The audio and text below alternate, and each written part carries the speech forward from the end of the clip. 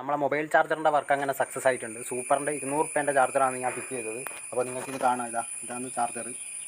ഈ ഒരു ടൈപ്പ് ചാർജറാണ്. ഇതിൻ്റെ ഉള്ളിൽ ഓൾറെഡി നമ്മളൊരു കേബിൾ സെറ്റ് ആക്കിയിട്ടുണ്ട്. കാരണം എന്ന് വെച്ചാൽ എന്തെങ്കിലും ഒരു അത്യാവശ്യം ഇനിയിപ്പോൾ മഴയെല്ലാം വരുന്നതാണെങ്കിൽ ചാർജ് ചെയ്യേണ്ട ആവശ്യം വരും.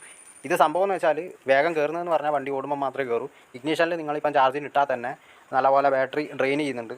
കാരണം ഇത് 2 ലൈറ്റ് വരുന്നുണ്ട്, നീല ലൈറ്റ് താഴെ മുകളിലൊക്കെ വരുന്നുണ്ട്. അത് ജസ്റ്റ് ഒരു ഫാഷന് കൊടുത്തിയാണ്, എന്തായാലും ചാർജിങ് ഇൻഡിക്കേഷന് വേണ്ടിയിട്ട് കൊടുത്തിയാണ്.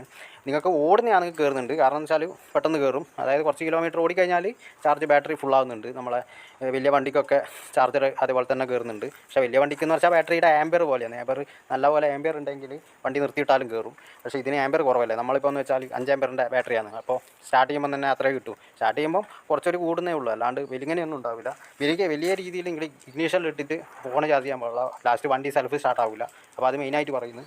അപ്പോൾ വണ്ടി ഓൺ ചെയ്തിട്ട് ഇട്ടിട്ട് നിങ്ങൾക്ക് ചാർജിന് വെക്കാം. അപ്പോഴത്തേക്ക് എണ്ണയും കഴിയും. അപ്പോൾ ആ ഒരു പരീക്ഷണത്തിന് നിൽക്കണ്ട. നിങ്ങൾ പുറത്തേക്കൊക്കെ പോകുന്നതാണെങ്കിൽ ഫോൺ ഉപയോഗിക്കുന്നൊന്നും ഇല്ലെങ്കിൽ ഡിക്കിയിലിട്ടിട്ട് ചാർജ് ചെയ്തിട്ട് പിന്നെ ഒരു കുറച്ച് ദൂരം കഴിഞ്ഞാൽ അത്യാവശ്യം ഫുള്ളാകുന്നുണ്ട്. ഞാനിപ്പം ടെസ്റ്റ് ചെയ്തതെന്ന് പറഞ്ഞാൽ 82% ചാർജ് ഞാൻ വീട്ടിൻ്റെ അടുത്തോട്ട് വഴിയിലൊക്കെ ഒന്ന് ഓടിച്ച് പോയി പീടികയിലൊക്കെ പോയിട്ട് വരുമ്പോഴത്തേക്ക് 87% ആയിന്. അപ്പോൾ കൂടുന്നുണ്ട്. അപ്പോൾ അങ്ങനെയാണ് നമ്മൾ ചാർജിങ് ചെക്ക് ചെയ്യേണ്ടത്.